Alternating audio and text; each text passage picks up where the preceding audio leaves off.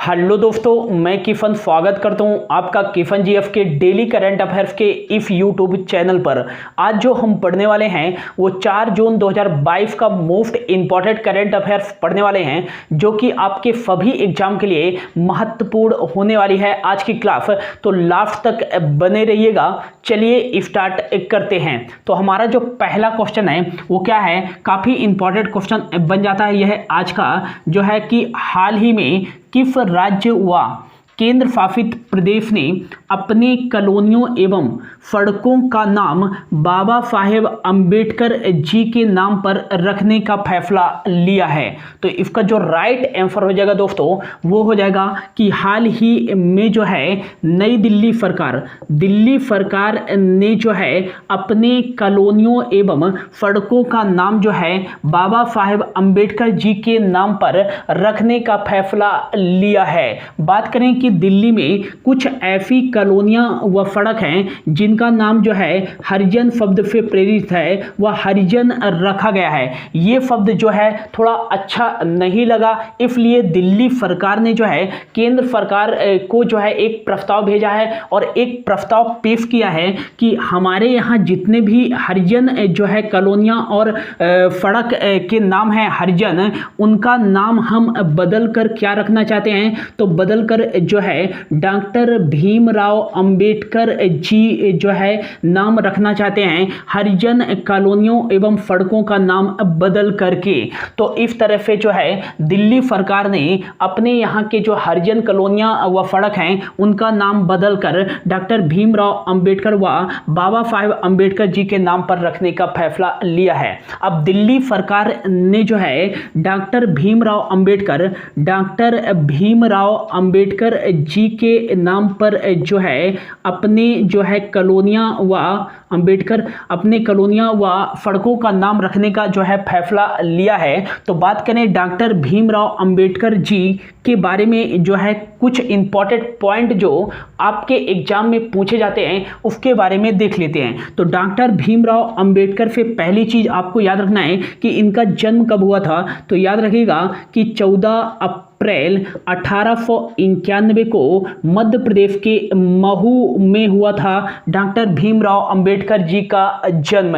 ये काफी बार क्वेश्चन में पूछा गया है आपके एग्जाम में कि डॉक्टर भीमराव अंबेडकर का जन्म कहाँ हुआ था। तो ये महू में हुआ था। कब? 14 अप्रैल 1891 को। और 2015 से जो है 14 अप्रैल को अंबेडकर जयंती भी बनाई जाती है। अगला आपको याद रखना है कि इनके समाधि स्थल को किस नाम से जाना जाता है। तो बाबा साहेब अंबेडकर जी के समाधि स्थल को जो जाना जाता है दोस्तों वो चैत्य भूमि के नाम से जाना जाता है। और ये चैत्य भूमि जो समाधि स्थल है बाबा साहेब अंबेडकर जी का, वो कहाँ है, तो ये है मुंबई महाराष्ट्र में। कहाँ स्थित है? मुंबई महाराष्ट्र में स्थित है।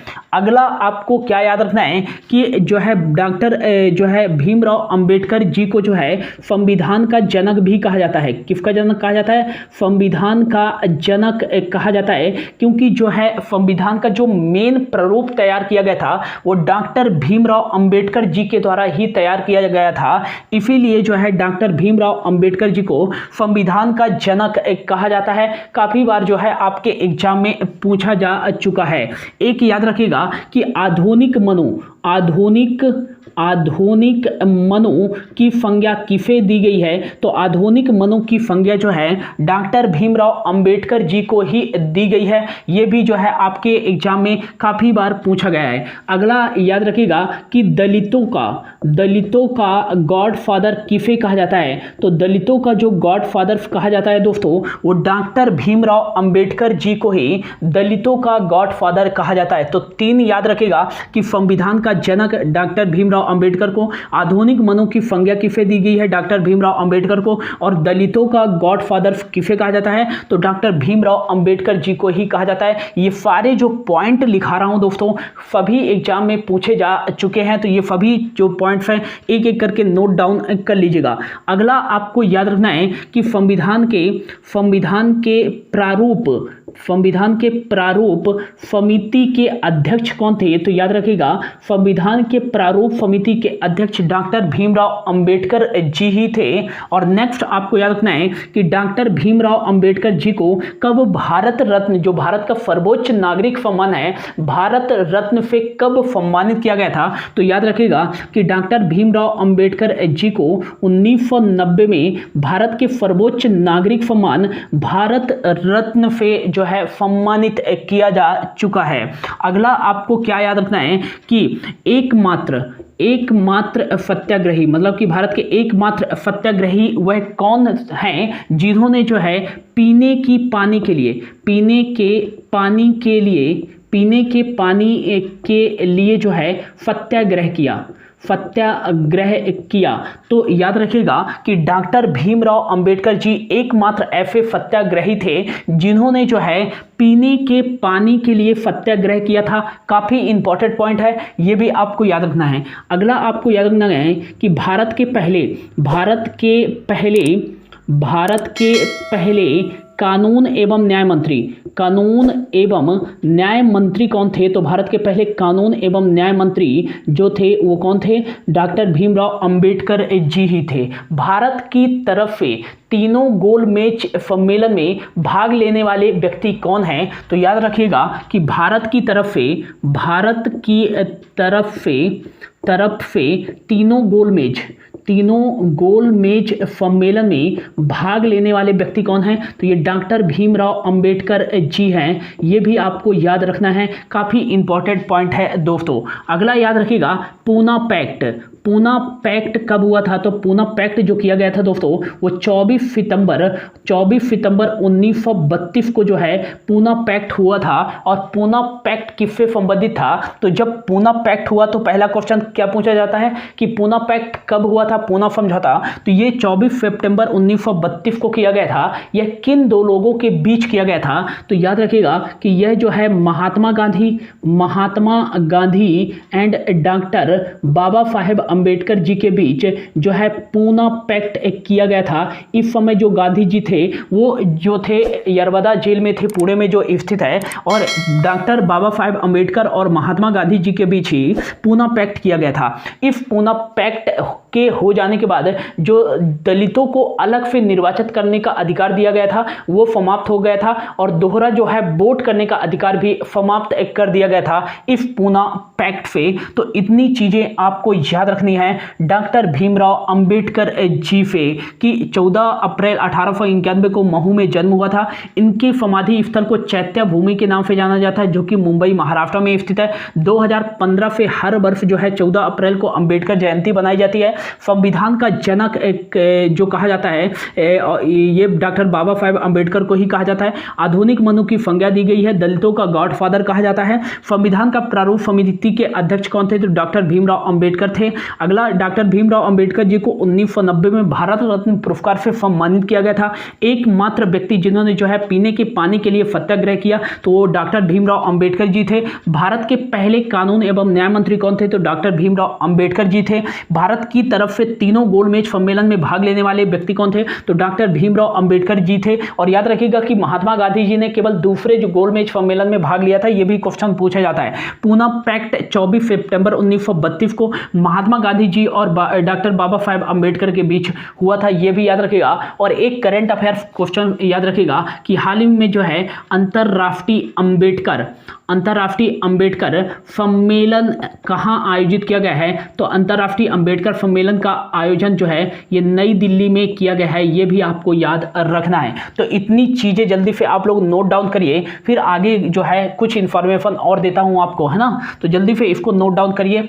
और इसका जो राइट आंसर रहेगा कि हाल ही में जो है दिल्ली सरकार ने जो है अपने कॉलोनियों एवं सड़कों का नाम बाबा साहेब अंबेडकर जी के नाम पर रखने का फैसला लिया है, ठीक ना। अब अगला जो है दिल्ली से याद रखिएगा कि इसे याद रखिएगा कि दिल्ली के जो है मुख्यमंत्री कौन हैं? तो यहाँ के मुख्यमंत्री जो हैं दोस्तों वो हैं अरविंद केजरीवाल जो हैं यहाँ के मुख्यमंत्री हैं। और अगला आपको याद रखना है कि यहाँ के डिप्टी सीएम कौन हैं? तो यहाँ के जो उप मुख्यमंत्री हैं वो हैं मनीष सिसोदिया जी जो हैं यहाँ के उप मुख्यमंत्री हैं और यहाँ के जो है गवर्नर कौन है, तो यहाँ के जो गवर्नर हैं दोस्तों वो है अनिल बैजल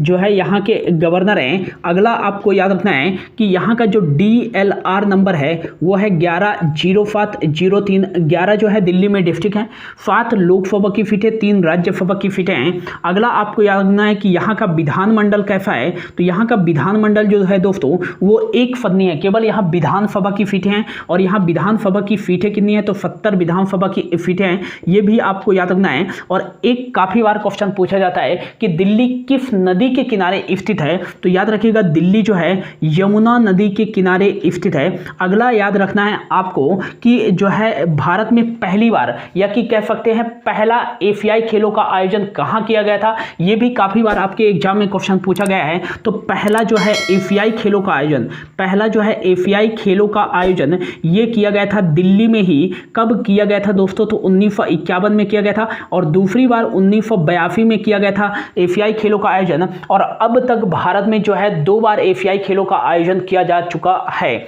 अगला आपको क्या याद रखना है कि भारत में जो है फर्स्ट टाइम कॉमनवेल्थ गेम मतलब राष्ट्रमंडल खेलों का आयोजन एकमात्र बार भारत में कहां किया गया था, तो याद रखिएगा कि एकमात्र बार केवल भारत में जो है किया गया है राष्ट्रमंडल खेलों का आयोजन 2010 में, ये भी दिल्ली में आयोजित किया गया था। तो ये भी जो है पॉइंट जल्दी से आप नोट डाउन कर लीजिए। और एक चीज याद रखिएगा कि भारत का पहला जो है स्मॉग टावर का उद्घाटन कहां किया गया है या स्थापित कहां किया गया है, तो ये दिल्ली में ही स्थापित किया गया है। श्रमिक मित्र योजना की शुरुआत दिल्ली सरकार के द्वारा ही शुरू की गई है। आंगनवाड़ी ऑन व्हील्स पहल की शुरुआत दिल्ली सरकार के द्वारा ही शुरू की गई है। देशभक्ति पार्क की स्थापना दिल्ली सरकार के द्वारा ही जो है स्थापित किया गया है। और सहकारिता जो पहला सहकारिता सम्मेलन आयोजित किया गया है ये दिल्ली में जो है किया गया है, ठीक है ना। तो इतना जल्दी से आप लोग नोट डाउन कर लीजिए। फिर बढ़ते हैं अगले क्वेश्चन की ओर।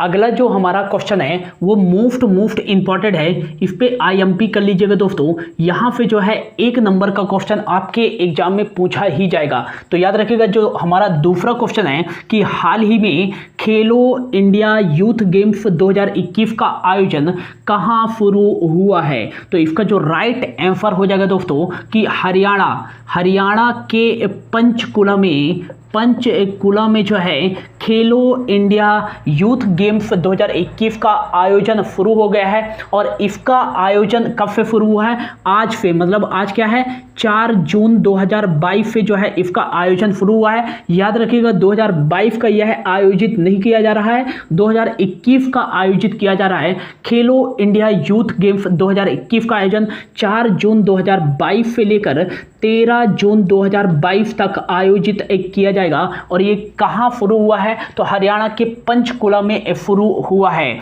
आपके एग्जाम में किस तरह से क्वेश्चन पूछा जाएगा कि इस तरह से पूछा जाएगा कि खेलो इंडिया यूथ गेम्स 2021 का आयोजन कहां किया गया है, तो ये राइट आंसर हो जाएगा हरियाणा के पंचकुला में जो है आयोजित किया गया है। और इसका आयोजन 4 जून 2022 से लेकर 13 जून 2022 तक आयोजित किया जाएगा। और इसमें कुल कितने खेलों को शामिल किया गया है, तो याद रखिएगा 25 खेलों को शामिल किया गया है। लगभग 8500 खिलाड़ी जो है भाग लेने वाले हैं इस खेलो इंडिया यूथ गेम्स 2021 में। अगला चीज आपको याद रखना है कि यह खेलो इंडिया यूथ गेम्स का कौन सा संस्करण आयोजित किया जा रहा है, तो याद रखिएगा कि ये जो है 4था संस्करण मतलब कि 4th एडिशन जो है यह 2021 का आयोजित किया जा रहा है खेलो इंडिया यूथ गेम्स का। अगला आपको याद रखना है कि इसका उद्घाटन किसके द्वारा किया जाएगा, तो वर्तमान में जो हमारे सेंट्रल होम मिनिस्टर कह सकते हैं कि जो वर्तमान में हमारे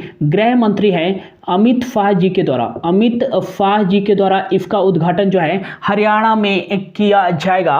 काफ़ी इंपॉर्टेंट है। और इससे भी इंपॉर्टेंट एक क्वेश्चन आपसे पूछा जा सकता है कि खेलो इंडिया यूथ गेम्स 2021 का शुभंकर क्या था? तो याद रखिएगा धाकड़ जो है खेलो इंडिया यूथ गेम्स 2021 का जो है शुभंकर धाकड़ है। फिर से बोल रहा हूं, धाकड़ जो है खेलो इंडिया यूथ गेम्स 2021 का शुभंकर है। काफी इंपॉर्टेंट क्वेश्चन यहां से पूछा जा सकता है। तो याद रखिएगा, पहला खेलो इंडिया यूथ गेम्स 2021 का आयोजन कहां शुरू हुआ है? तो ये हरियाणा पंचकुला में। ये 4 जून 2022 से लेकर 13 जून 2022 तक आयोजित किया जाएगा। कुल 25 खेलों को शामिल किया गया है, जिसमें 8500 खिलाड़ी जो है भाग लेने वाले हैं। कौन सा संस्करण आयोजित किया जा रहा है? चौथा संस्करण आयोजित किया जा रहा है। इसका उद्घाटन जो है गृह मंत्री अमित शाह जी के द्वारा किया जाएगा। इसका शुभंकर जो है धाकड़ है। अगला चीज आपको याद रखना है कि ये चौथा संस्करण आयोजित किया जा रहा है। तो स्टैटिक फैक्ट से याद रखिएगा कि खेलो इंडिया यूथ गेम, खेलो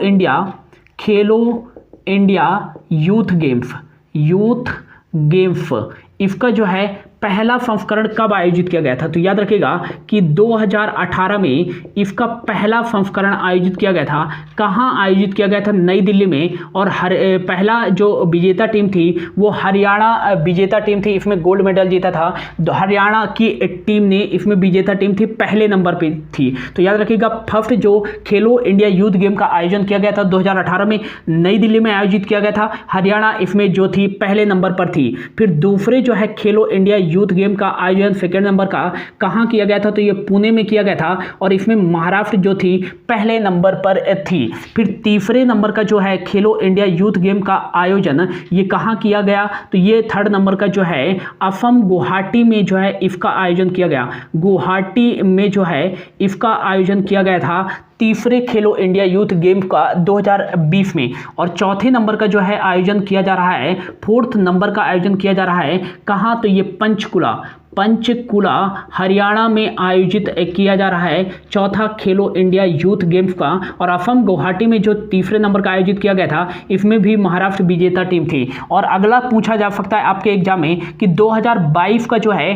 5वें नंबर का खेलो इंडिया यूथ गेम का आयोजन कहाँ किया जाएगा? तो 2022 में जो है 5वें नंबर का खेलो इंडिया यूथ गेम का आयोजन किया जाएगा भोपाल मध्य प्रदेश में। भोपाल मध्य प्रदेश में जो है इसका आयोजन किया जाएगा 2022 का जो है 5वें नंबर का जो है खेलो इंडिया यूथ गेम का आयोजन। तो इतना इंपॉर्टेंट, पहला जो है आयोजित किया गया था नई दिल्ली में, दूसरा संस्करण पुणे में आयोजित किया गया था, तीसरा जो है असम गुवाहाटी में, चौथा संस्करण हरियाणा पंचकुला में और पांचवा जो आयोजित किया जाएगा वो जो आयोजित किया जाएगा भोपाल मध्य प्रदेश में आयोजित किया जाएगा। तो ये तो था खेलो इंडिया यूथ गेम। एक होता है खेलो इंडिया एक होता है खेलो इंडिया यूथ गेम, एक होता है खेलो इंडिया विंटर्स गेम।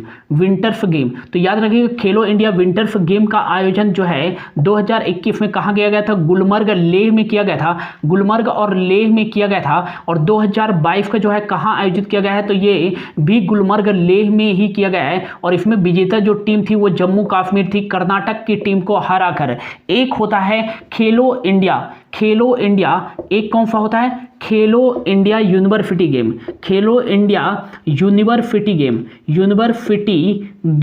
तो खेलो इंडिया यूनिवर्सिटी गेम का पहला संस्करण कब आयोजित किया गया था? तो खेलो इंडिया यूनिवर्सिटी गेम्स का पहला संस्करण 2020 में आयोजित किया गया था। कहाँ? उड़ीसा के कालिंगा स्टेडियम में आयोजित किया गया था। पंजाब यूनिवर्सिटी इसमें विजेता टीम थी। और खेलो इंडिया जो है यूनिवर्सिटी गेम्स का दूसरा संस्करण 2021 के नाम से आयोजित किया जाएगा कर्नाटक में। कहाँ आयोजित किया जाएगा? कर्नाटक में आयोजित किया जाएगा। तो इतनी सारी जानकारी जो है आपको याद रखनी है। अब आगे जैसे जैसे खिलाड़ी इसमें गोल्ड मेडल जो है सिल्वर मेडल जीतते जाएंगे तो उनका जो है इंफॉर्मेशन हम देते जाएंगे, ठीक है ना।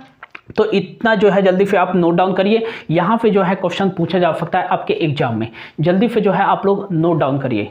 अगला जो हमारा क्वेश्चन है दोस्तों वो क्या है? तीसरे नंबर का कि हाल ही में FL थाओफेन को किसके महानिदेशक के रूप में नियुक्त किया गया है? तो ये भी काफ़ी इंपॉर्टेंट क्वेश्चन है। तो याद रखिएगा कि हाल ही में जो है FL थाओफेन को सशस्त्र सीमा बल के महानिदेशक के रूप में नियुक्त किया गया है। FFB के जो है महानिदेशक के रूप में किसे नियुक्त किया गया है? तो ये FL थाओफेन को नियुक्त किया गया है। ये भी जो है इंपॉर्टेंट क्वेश्चन बन जाता है। याद रखिएगा कि सशस्त्र सीमा बल का काम क्या है? तो जो भी भारतीय सीमा हमारी नेपाल और भूटान के साथ अपनी बाउंड्री शेयर करती है, तो इसी सीमा का जो है संरक्षण करने के लिए व इसी सीमा का देख रेख करने के लिए जो है सशस्त्र सीमा बल को जो है नियुक्त किया जाता है।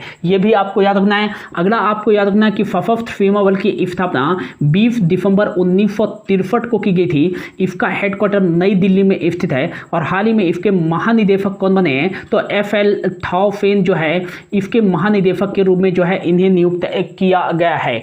अगला आपको याद रखना है एक BFF बॉर्डर सिक्योरिटी फोर्स, और यह जो है किस सीमा का जो है रक्षा करती है, तो याद रखिएगा कि जो हमारी भारतीय सीमा है जो कि पाकिस्तान और जो है बांग्लादेश के साथ जो है भारतीय सीमा अपनी बाउंड्री शेयर करती है, तो इसी बाउंड्री का जो है रक्षा कौन करता है, तो ये BFF के जवान करते हैं। तो जो है सशस्त्र सीमा बल FFB जो है नेपाल और भूटान के बॉर्डर की जो है रक्षा करते हैं, और BFF के जवान जो है पाकिस्तान और बांग्लादेश के जो है सीमा पर जो है भारतीय सीमा का जो है रक्षा करते हैं। अगला आपको याद रखना है BFF के वर्तमान में जो है महानिदेशक कौन है, तो पंकज सिंह जो है BFF के वर्तमान में जो है महानिदेशक हैं, डायरेक्टर जनरल है। अगला याद रखिएगा CIFF है, central industrial security force. CIFF के वर्तमान में महानिदेशक कौन है, तो CIFF के जो वर्तमान में महानिदेशक है वो है फीलवर्धन सिंह जो है वर्तमान में CIFF के महानिदेशक हैं। अगला याद रखिएगा CRPF, central reserve police force के महानिदेशक कौन है, तो ये होम मिनिस्ट्री के अंतर्गत कार्य करता है। तो याद रखिएगा CRPF के जो है महानिदेशक हैं वो हैं कुलदीप सिंह जो है CRPF के महानिदेशक हैं। अगला याद रखिएगा ITBP, जो तिब्बत वाला स्वायत्त रीजन है, इसका जो है पेट्रोलिंग करती है ITBP की team, Indo Tibet border police के नाम से इसे जाना जाता है। और ITBP के महानिदेशक कौन है, तो ये जो हैं संजय अरोड़ा जो हैं इसके ITBP के महानिदेशक हैं। ये चारों पॉइंट आपको अच्छे से याद रखना है दोस्तों। BFF के महानिदेशक पंकज सिंह, CIFF के महानिदेशक जो कि भारत में 300 प्रकार की इंडस्ट्री का रक्षा करते हैं CIFF के जवान, और इसके महानिदेशक हैं फीलवर्धन सिंह। CRPF जो है होम मिनिस्ट्री के अंतर्गत कार्य करता है, इसके महानिदेशक जो है कुलदीप सिंह है। ITBP जो है महानिदेशक संजय अरोड़ा हैं। और एक याद रखिएगा FL थाओ फेन जो है 1988 बैच के IPF अधिकारी हैं, जिन्हें हाल ही में सशस्त्र सीमा बल के महानिदेशक के रूप में नियुक्त किया गया है। कुछ इंपॉर्टेंट अपॉइंटमेंट है, जैसे कि हाल ही में जो है नेशनल इंफॉर्मेटिक्स सेंटर के महानिदेशक के रूप में जो है राजेश गेरा जी को नियुक्त किया गया है। और एक याद रखिएगा कि डॉक्टर मनोज सोनी को जो है हाल ही में UPSC union public service commission के अध्यक्ष के रूप में नियुक्त किया गया है। अगला याद रखिएगा विनय मोहन को है दोस्तों विदेश सचिव के रूप में जो है नियुक्त किया गया है, विदेश सचिव के रूप में नियुक्त किया गया है। एक याद रखिएगा टी राजा कुमार को जो है दोस्तों FATF financial action task force के जो है अध्यक्ष के रूप में नियुक्त किया गया है। इंपॉर्टेंट पॉइंट है F राजू को जो है दोस्तों को याद रखिएगा कि हाल ही में जो है जियोग्राफिकल सर्वे ऑफ इंडिया जो है कोलकाता पश्चिम बंगाल में है, इसके अध्यक्ष के रूप में नियुक्त किया गया है। ये भी इंपॉर्टेंट पॉइंट है। माधवीपुरी बुच को जो है हाल ही में फेबी के जो है अध्यक्ष के रूप में नियुक्त किया गया है, और फेबी की ये पहली महिला अध्यक्ष बनी हैं। और फुमन के बारी को जो है बेरी कह सकते हैं, फुमन के बेरी को जो है हाल ही में NITI Aayog national institution for transforming India के जो है उपाध्यक्ष के रूप में नियुक्त किया गया है। तो ये जो है कुछ अपॉइंटमेंट है, याद रख लीजिएगा। यहाँ पे जो है क्वेश्चन पूछा जा सकता है, इंपॉर्टेंट है, तो इनको जल्दी से नोट डाउन करिए। फिर बढ़ते हैं अगले क्वेश्चन की ओर। अगला जो हमारा 5वें नंबर का क्वेश्चन है दोस्तों कि हाल ही में भारत का पहला लिक्विड मिरर टेलीस्कोप कहाँ स्थापित किया गया है। तो इसका जो राइट आंसर हो जाएगा दोस्तों कि भारत का जो पहला लिक्विड मिरर जो है टेलीस्कोप तरल दर्पण टेलीस्कोप जो है दूरबीन, ये कहाँ स्थापित किया गया है? तो ये जो है उत्तराखंड राज्य में जो है स्थापित किया गया है। मोस्ट इंपॉर्टेंट क्वेश्चन जो है यहाँ पे बन जाता है। मोस्ट इंपॉर्टेंट क्वेश्चन ये याद रखिएगा कि भारत का जो पहला लिक्विड मिरर टेलीस्कोप है, तरल दर्पण दूरबीन जो है कहाँ स्थापित किया गया है? उत्तराखंड राज्य की जो है पहाड़ी देव स्थल पर जो है यह स्थापित किया गया है भारत का पहला लिक्विड मिरर टेलीस्कोप। काफी इंपॉर्टेंट क्वेश्चन है, यहाँ पे जो है एग्जाम में क्वेश्चन पूछा जा सकता है, ठीक है ना। अब जो है उत्तराखंड राज्य में स्थापित किया गया है, तो ये जो लिक्विड मिरर टेलीस्कोप जो स्थापित किया जाता है, तो ये जो है दोस्तों आकाश का सर्वेक्षण करने के लिए, और जो आकाश गंगाएं हैं जिनका जो है अध्ययन नहीं कर पाते हैं, आकाश गंगा जो हैं, और जो कुछ भी अन्य जो खगोलीय पिंड है जिनका जो है निरीक्षण नहीं किया जा सकता है, उन खगोलीय पिंडों का जो है निरीक्षण करने में जो है यह टेलीस्कोप मदद करता है। साथ ही साथ आपको याद रखना है कि ये जो उत्तराखंड राज्य में स्थापित किया गया है टेलीस्कोप, यह एशिया का सबसे बड़ा टेलीस्कोप है। याद रखिएगा कि एशिया का जो है सबसे बड़ा टेलीस्कोप यदि क्वेश्चन में पूछा जाए कहाँ स्थापित किया गया है, तो ये उत्तराखंड राज्य में स्थापित किया गया है। और यदि ऐसा पूछा जाए कि भारत का पहला लिक्विड मिरर जो टेलीस्कोप है ये कहाँ स्थापित किया गया है, तो ये उत्तराखंड राज्य में ही स्थापित किया गया है, ये याद रखिएगा। अब उत्तराखंड राज्य में जो है इसकी स्थापना की गई है, तो उत्तराखंड राज्य जो है इंडिया के मैप पे जो है कहाँ पास स्थित है, तो उत्तराखंड राज्य का जो है लोकेशन देखें इंडिया के मैप पे, तो यहाँ पास स्थित है उत्तराखंड राज्य। उत्तराखंड राज्य की बात करें तो इसकी जो उत्तरी सीमा जो है चीन और तिब्बत रीजन से लगती है, याद रखिएगा, और इसकी पूर्वी सीमा जो है नेपाल के साथ लगती है। इसकी जो है दक्षिणी सीमा वो उत्तर प्रदेश के साथ लगती है, और इसकी पश्चिमी सीमा जो है हिमाचल प्रदेश के साथ लगती है उत्तराखंड की। अगला आपको याद रखना है कि यहाँ का जो DLR नंबर है वो 130503 है। 13 यहाँ डिस्ट्रिक्ट है, 5 लोकसभा की सीटें, 3 राज्यसभा की सीटें हैं। यहाँ का जो विधानमंडल है उत्तराखंड का, वो विधानमंडल कैसा है, तो यहाँ का विधानमंडल एक सदनी है दोस्तों। और एक सदनी की बात करें तो यहाँ केवल जो है विधानसभा की सीटें हैं, और यहाँ 70 जो है विधानसभा की सीटें हैं। यहाँ के मुख्यमंत्री कौन है, तो यहाँ के जो वर्तमान में मुख्यमंत्री बने हैं वो पुष्कर सिंह धामी दूसरे कार्यकाल के लिए यहाँ के मुख्यमंत्री बने हैं। यहाँ के राज्यपाल कौन है, तो यहाँ के जो राज्यपाल हैं दोस्तों वो हैं जनरल गुरमीत सिंह जो हैं यहाँ के राज्यपाल हैं। अगला यहाँ की जो है 3 राजधानियाँ हैं, 3 कैपिटल हैं उत्तराखंड की। पहली जो राजधानी है यहाँ की ग्रीष्मकालीन राजधानी, जिसे हाल ही में बनाया गया था, तो उत्तराखंड की ग्रीष्मकालीन राजधानी किसे बनाया गया है, तो ये गैरसैंण को बनाया गया है। और याद रखिएगा गैरसैंण इसको इंग्लिश में बोलते हैं। यहाँ की शीतकालीन राजधानी क्या है, तो उत्तराखंड की शीतकालीन जो राजधानी है वो है देहरादून से याद रखिएगा कि भारत का पहला 100% साक्षरता वाला जिला कौन सा है, तो भारत का जो 100% साक्षरता वाला जो जिला है ये देहरादून ही है। और अगला आपको याद रखना है यहाँ की न्यायिक राजधानी क्या है, तो यहाँ की जो न्यायिक राजधानी है दोस्तों वो है नैनीताल। क्या है, नैनीताल है, ये आपको याद रखना है। भारत का सबसे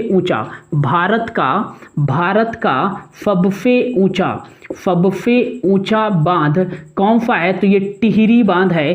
कहाँ स्थित है दोस्तों, उत्तराखंड राज्य में स्थित है। इसकी जो टोटल ऊंचाई है 260.5 मीटर है इसकी टोटल ऊंचाई। ये किस नदी पर बना है, तो भागीरथी नदी पर बनाया गया है। भागीरथी नदी जो है किस नदी का जो है पुराना नाम है, गंगा नदी का पुराना नाम है, कह सकते हैं। जब गंगा नदी का उद्गम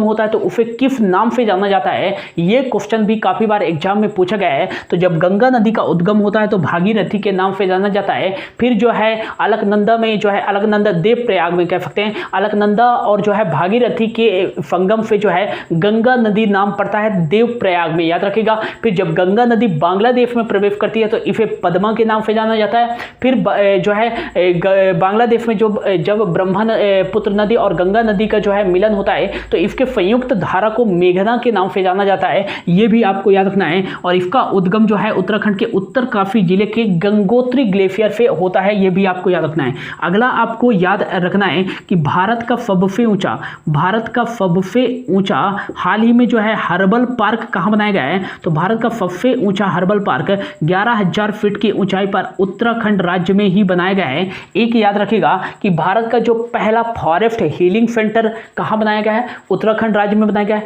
भारत का पहला पॉलिनेंटर पार्क कहां खोला गया है? तो ये उत्तराखंड राज्य में ही खोला गया है। भारत का पहला जो है क्रिप्टोगेमिक गार्डन कहां स्थापित किया गया है? तो उत्तराखंड राज्य में स्थापित किया गया है। भारत का पहला हिम तेंदुआ संरक्षण केंद्र कहां स्थापित किया गया है? उत्तराखंड राज्य में स्थापित किया गया है। भारत का पहला मॉफ गार्डन कहां स्थापित किया गया है? तो उत्तराखंड राज्य में स्थापित किया गया है। भारत का पहला लाइकेन पार्क कहां स्थापित किया गया है? तो यह उत्तराखंड राज्य में स्थापित किया गया है। भारत का पहला जो है रामायण वाटिका की शुरुआत कहां की गई है? तो उत्तराखंड राज्य में ही जो है इसकी शुरुआत की गई है। और जानवरों के लिए भारत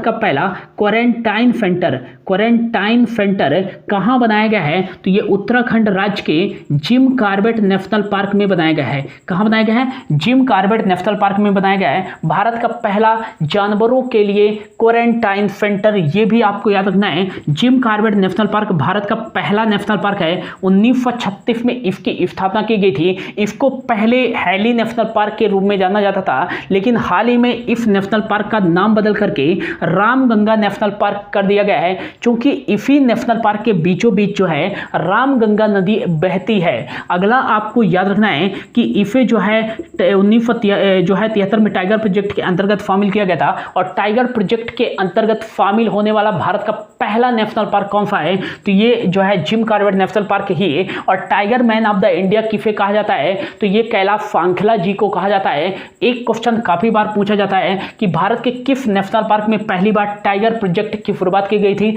तो जिम कॉर्बेट नेशनल पार्क में इसकी शुरुआत की गई थी। अगला आपको याद रखना है कि यही स्थित है नंदा देवी नेशनल पार्क। अगला आपको याद रखना है राजाजी नेशनल पार्क, फूलों की घाटी नेशनल पार्क। अगला याद रखना है गोविंद पशु विहार नेशनल पार्क और गंगोत्री नेशनल पार्क है। ये सभी नेशनल पार्क उत्तराखंड राज्य में ही स्थित हैं। तो इतने सारी चीजें जानकारी आपको याद रखना है, जल्दी से नोट डाउन करिए। फिर बढ़ते हैं अगले क्वेश्चन की ओर। अगला जो हमारा क्वेश्चन है दोस्तों वो है हाल ही में किस राज्य के मुख्यमंत्री ने ACB 14400 ऐप लॉन्च किया है? तो इसका जो राइट आंसर हो जाएगा हाल ही में आंध्र प्रदेश के मुख्यमंत्री जो है एंटी करप्शन ब्यूरो ACB का फुल फॉर्म हो जाएगा 14400 ऐप लॉन्च किया है। यह ऐप किस लिए लॉन्च किया गया है? तो आंध्र प्रदेश के सरकारी कार्यालयों में भ्रष्टाचार को रोकने के लिए जो है आंध्र प्रदेश के मुख्यमंत्री YF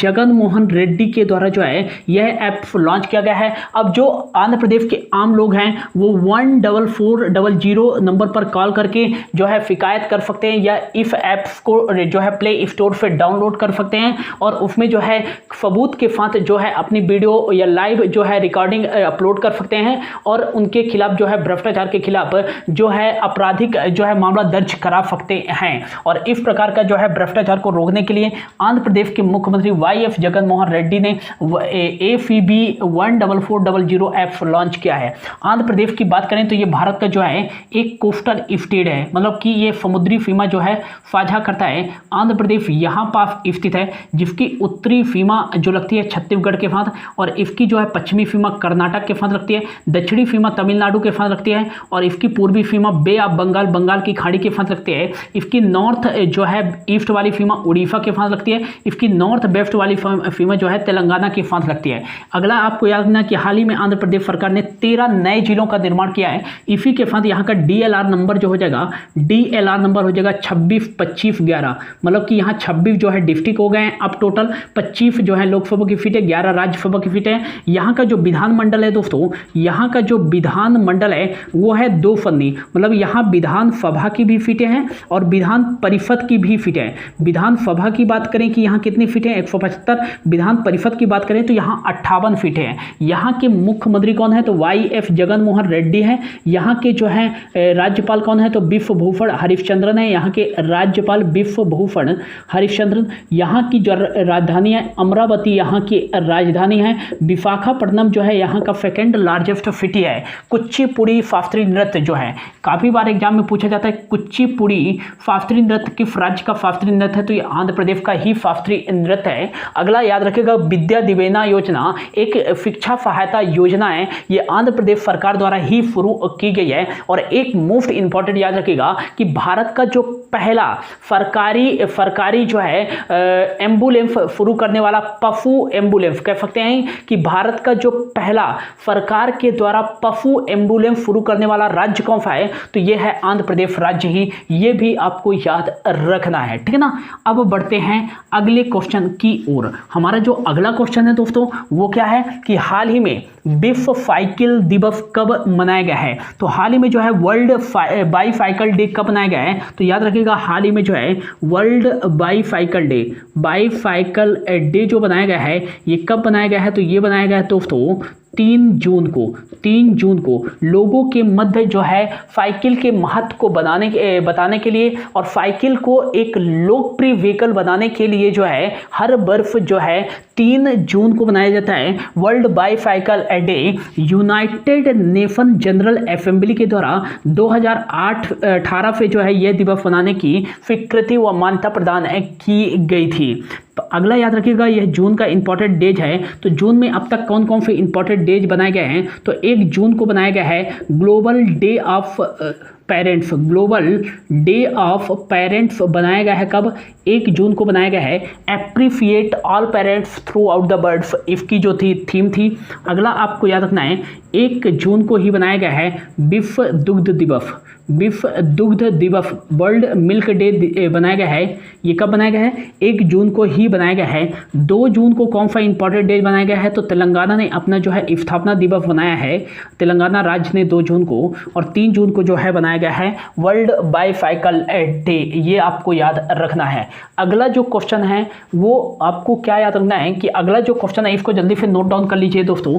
अगला जो क्वेश्चन है हमारा वो है कि हाल ही में जो है अगला जो क्वेश्चन है कि हाल ही में Ashwani Bhatia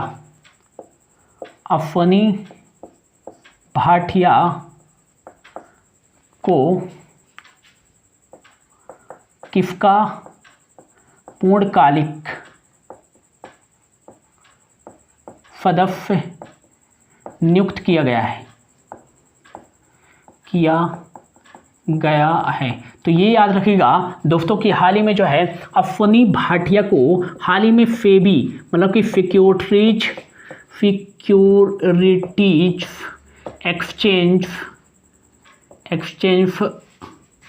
securities and exchange board of India के पूर्णकालिक सदस्य के रूप में अश्वनी भाटिया जी को नियुक्त किया गया है। इंपॉर्टेंट है 3 साल के लिए। इसकी स्थापना 12 अप्रैल 1988 को की गई थी, लेकिन इसको वैधानिक मान्यता 30 जनवरी 1992 को दी गई थी। इसका हेडक्वार्टर मुंबई महाराष्ट्र में है सेबी का, और इसकी पहली महिला अध्यक्ष जो बनी है वर्तमान में है वो है माधवीपुरी बुच। ये आपको याद रखना है। अगला और आज का जो हमारा लास्ट क्वेश्चन है दोस्तों कि हाल ही में जो है पंडित भजन सोपोरी का निधन हो गया है। वह कौन थे, तो याद रखिएगा यह एक फतूर वादक थे। कौन थे, फतूर वादक थे। और ऑल इंडिया रेडियो के संगीत में जो है निदेशक भी रह चुके हैं। ऑल इंडिया रेडियो के संगीत के क्षेत्र में जो है निदेशक रह चुके हैं। ये प्रसिद्ध एक फतूर वादक थे। और हिंदी फाफत्री संगीत के संरक्षक भी थे कौन? ये थे पंडित भजन फोपोरी, जिनका हाल ही में 74 वर्ष की एज में जो है गुरुग्राम हरियाणा में इनका निधन हो गया है। तो ये था दोस्तों आज का हमारा करंट अफेयर्स। होप आपको अच्छा लगा होगा। यदि आपने मुझे इंस्टाग्राम पे फॉलो नहीं किया है तो ये मेरी इंस्टा आईडी है किफन GF 9। यहाँ आप मुझे फॉलो कर सकते हैं। यदि आपको अच्छा लगा हो तो प्लीज़ दोस्तों वीडियो को लाइक एंड शेयर जरूर कर दीजिएगा और चैनल को सब्सक्राइब कर लीजिएगा। प्लीज़ दोस्तों इतना हेल्प जरूर कर दीजिएगा। Thank you so much for your watching.